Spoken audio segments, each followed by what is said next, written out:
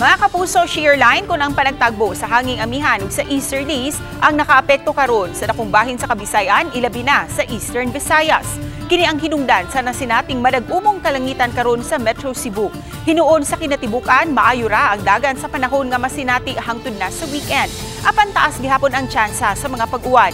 Ug kay mikusog-usab karon ang hanging amihan, hinungdan nga masinati ang medyo pag-ubos sa temperatura dinhi sa Kabisayan. Apan tungod usab sa pagpusog sa hanging amihan, lauman nga baluron ang kadagatan. Busa delikado kini sa mga gagmayng sakayan nga mulawig, ilabi na sa adlawng Domingo.